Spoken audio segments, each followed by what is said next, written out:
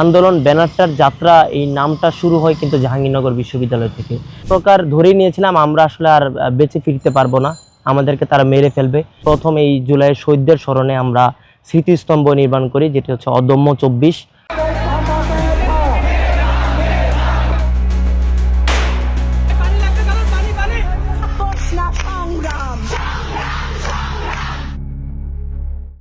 প্রিয় দর্শক, BanglaNews24.com এর বিশেষ আয়োজন স্মৃতিতে অম্লান 36 জুলাই আপনাদের স্বাগতম। গত বছরে এই মাসে শুরু হয়েছিল বৈষম্য বিরোধী ছাত্র আন্দোলন, যে আন্দোলনে নেতৃত্ব দিয়েছিল ছাত্র জনতা। এই মুহূর্তে আমি অবস্থান করছি জাহাঙ্গীরনগর বিশ্ববিদ্যালয়ে। জাহাঙ্গীরনগর বিশ্ববিদ্যালয়ের সমন্বয়ক জিয়াউদ্দিন আয়ান আছে আমার সাথে।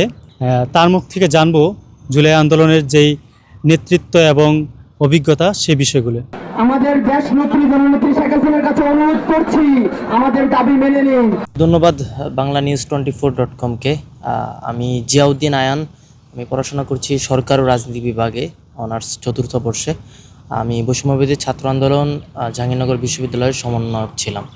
বর্তমানে বাংলাদেশ গণতান্ত্রিক ছাত্র সংসদ কেন্দ্রীয় নির্বাহী কমিটির যুগ্ম সদস্য। আমরা দেখেছি 5ই জুন 2024 আসলে সরকার যে 2018 সালে যে কোটা বাতিলের সেই পরিপত্রটা তারা সেটা বাতিল করে দেয় এবং কোটা পুনর্বহাল করা হয়। সেই হাইকোর্টের রায় ঘোষণার প্রেক্ষিতে আসলে আমরা প্রথম কর্মসূচি করি, যেটা হচ্ছে 6ই জুন 2024। আমরা সেই হাইকোর্টের রায়ের প্রতিবাদে আমরা আমাদের যে সেন্ট্রাল লাইব্রেরি রয়েছে সেটার সামনে থেকে আমরা মিছিল নিয়ে আমরা ঢাকা আরিচা মহাসড়ক 5 মিনিটের জন্য অবরোধ করি, প্রতীকী অবরোধ করি। সেটা ছিল আমাদের শুরু। তার পরবর্তী সময়ে জুলাইয়ের শুরু থেকে যখন আসলে আমাদের সারা বাংলাদেশ ব্যাপী আসলে কোটা সংস্কার আন্দোলন আসলে উত্তাল রূপ নেয় রাজপথে, সেই অংশ হিসেবে আমরা দেখেছি যে বৈষম্য বিরোধী ছাত্র আন্দোলন ব্যানারে কোটা সংস্কার আন্দোলন শুরু হয়। এই বৈষম্য বিরোধী আন্দোলন ব্যানারটার যাত্রা এই নামটা শুরু হয় কিন্তু জাহাঙ্গীরনগর বিশ্ববিদ্যালয় থেকে। আমরা বৈষম্য বিরোধী ছাত্র সমাজ ব্যানার নামেই প্রথম আন্দোলন শুরু করি। তার পরবর্তী সময় আসলে এই নামটি আসলে সারা বাংলাদেশে যে বৈষম্য বিরোধী ছাত্র আন্দোলন নামটি শুরু হয়। এরকম ঘন্টা খানেক ধরে আমরা আসলে অবরোধ কর্মসূচি চালিয়ে গিয়েছি। 7 জুলাই থেকে আমাদের বাংলা ব্লকেট কর্মসূচি শুরু হয়। ধীরে ধীরে আমাদের শিক্ষার্থীদের অংশগ্রহণ বৃদ্ধি পায় 11ই জুলাই, যেখানে আসলে 11ই জুলাই আমাদের প্রধান ফটকের সামনে যে পুলিশ অবস্থান করছিল, পুলিশের ব্যারিকেড ভেঙে গিয়ে কিন্তু আমাদের এই শিক্ষার্থীরা, আমাদের এই নারীরা, আমাদের যে শিক্ষার্থী ছিল সবাই অংশগ্রহণ সম্পৃক্ত হয় এবং জাহাঙ্গীরনগর বিশ্ববিদ্যালয়ে রাজপথে সকলের অংশগ্রহণ সম্পৃক্ততা বৃদ্ধি পায়। এবং সেই সাথে আমাদের শিক্ষকদের একটা এবং সাংবাদিকদের একটা সাপোর্ট ছিল জুলাইয়ের প্রতিটা আন্দোলনেই। আমাদের আন্দোলনের তীব্রতা ধারণ করে 14ই জুলাই, যেখানে ছাত্রলীগ এক পর্যায়ে না পেরে তারা বহিরাগত সন্ত্রাসী ভাড়াটে সন্ত্রাসী দ্বারা তারা আমাদের উপর পেট্রোল বোমা নিক্ষেপ করে। আমাদের যারা আন্দোলনকারী শিক্ষক ছিল তারাও সেই সময় বিসির বাসভবনে অবরুদ্ধ ছিল, আমাদের সাথে ছিল। সেই পরিস্থিতিটা আসলে খুবই ভয়াবহ ছিল।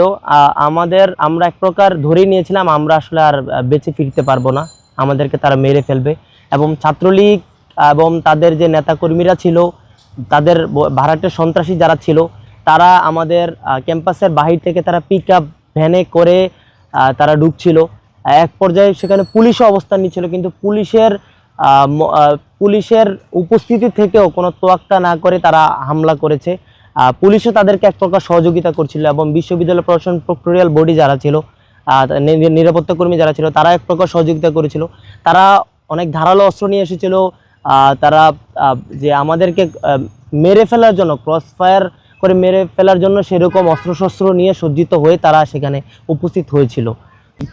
আমরা এক প্রকার ধরেই নিয়েছিলাম হয়তো আমরা আর বেঁচে ফিরবো না। তো সেই সময় আমাদের এক বান্ধবী মালিয়া নামলা, সে লাইভ করছিল। সেই মুহূর্তটা সারা বাংলাদেশ দেখছিল।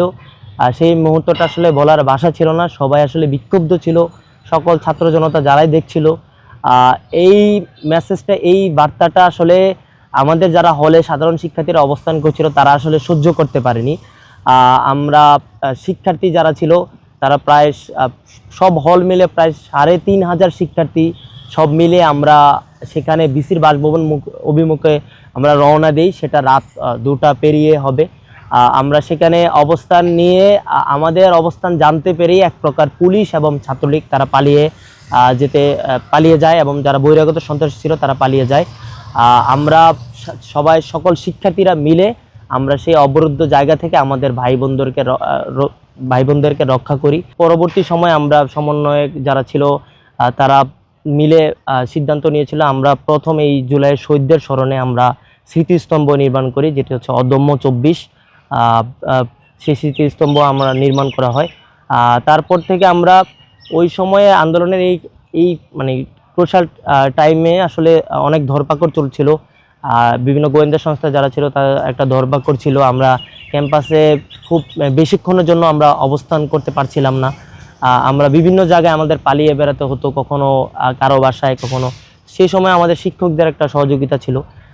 তো শিক্ষকরা তাদের বাসায় থাকার জন্য বা তাদের গাড়ি দিয়ে আমাদেরকে নিরাপদ জায়গায় রাখার জন্য সহযোগিতা করেছিল। জাহাঙ্গীরনগরে আসলে অভ্যন্তরে আমরা কোনো দিনই আসলে আমরা কর্মসূচি বাদ রাখিনি। এমনও হয়েছে আমরা শিক্ষার্থী না থাকলে আমাদের আশেপাশে যারা ছিল এলাকাবাসী তাদের একটা সহযোগিতা ছিল, তাদের একটা উপস্থিতি ছিল। এই এলাকাবাসী এসেও আমাদের সাথে তারা সংহতি প্রকাশ করে।